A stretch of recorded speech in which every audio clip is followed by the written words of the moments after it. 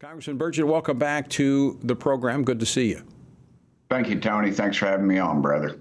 So you serve on the House Foreign Affairs Committee.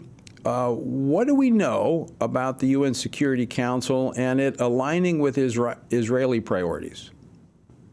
Well, anything dealing with the United Nations, I'm suspect of. Tony, as you know, I've not been a really big fan. I've championed the cause of defunding them, getting out of it, because they, time and time again, don't represent our interest, and our interest is in traditional Americans. This bunch running Washington right now is not traditional. I feel like this is not in Israel's best interest. There's three layers of this thing. The first layer is release some of the hostages, and the second is more along the same, and the third is all of them come back. The problem you've got is these people that came across the border, they're just murdering savages. They're demonic. I've seen the tapes of them, of what they did. And some of the people they pulled out were dead when they pulled them out. They killed them, and then they buried them out in the desert somewhere just to mess with the Israelis' heads. And some of the kids, we don't know where they are. And then you got to ask yourself, what in the world is the United States doing negotiating with terrorists?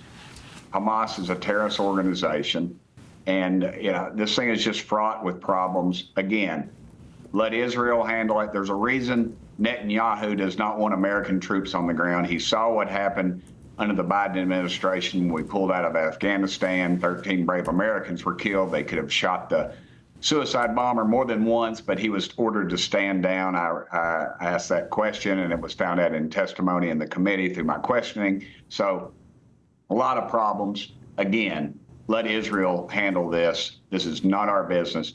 And United Nations is showing just how worthless and wrong they are once again. Well, also troubling in the resolution at the very end, the last item is, quote, reiterates its unwavering commitment to the vision of a two-state solution where two democratic states, Israel and Palestine, live side by side in peace within secure and recognized borders consistent with international law and relevant UN resolutions. This is essentially giving up the heart of Israel.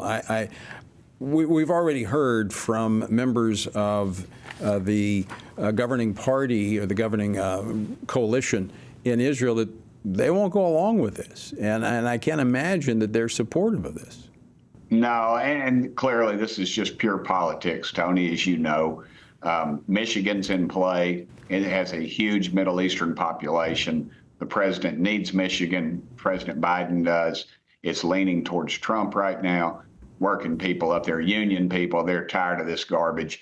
They just want to work for a living. They don't want their money supporting a bunch of men dressed up like women, things like that. So there's a lot more in play here than peace in the Middle East, I can tell you that. And once again, anytime we do anything with the United Nations, it is tainted at best. Congressman, I want to get your response to this because we're seeing now more and more criticism in the wake of the weekend rescue of 4 Israeli hostages. Quite amazing to me, daytime rescue.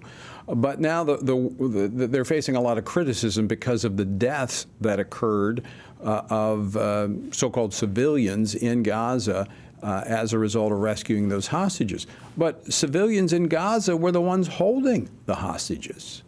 Yeah, you even had a member of the media, as it's turned out, was involved in some of this.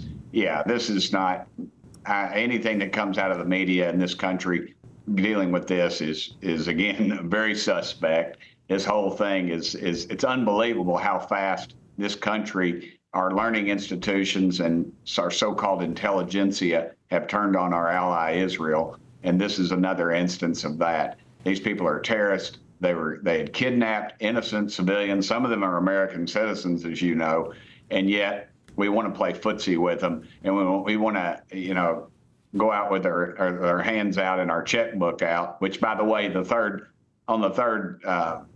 part of that of those negotiations, they're going to rebuild Gaza, and I think right. You know which taxpayers are going to do that. A very good point, Tim, because that's actually not stated in here, but it is specifically listed in here. So we're rewarding these terrorists who come across on October the 7th and brutally murder over 1,200 Israelis, take almost 250 back to their country, and many of them have been tortured for months.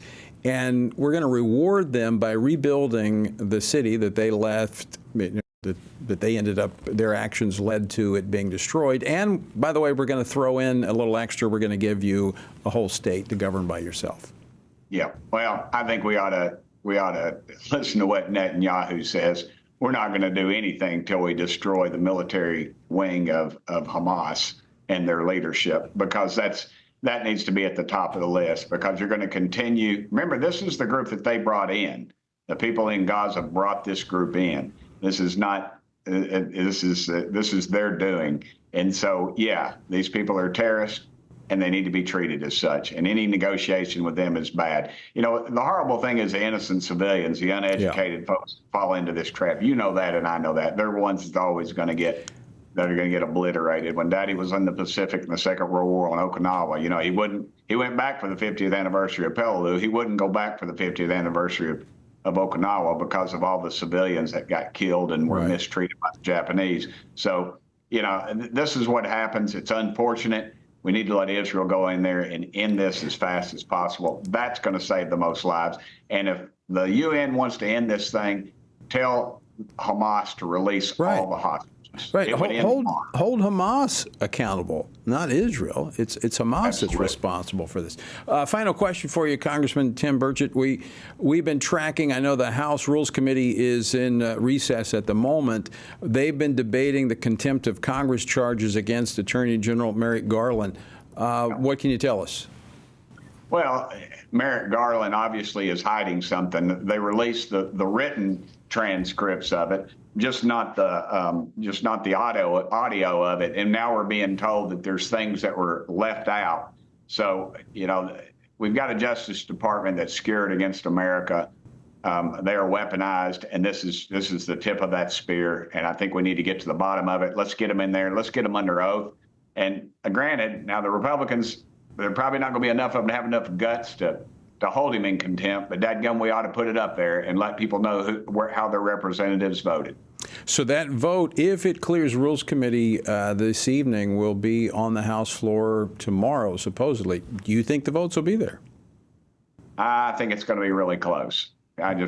I just don't have a lot of faith in some of my colleagues, and that's unfortunate. But I'm hoping that I'm one of those guys that optimistically swings for the fence every time. So I'm hoping that it does.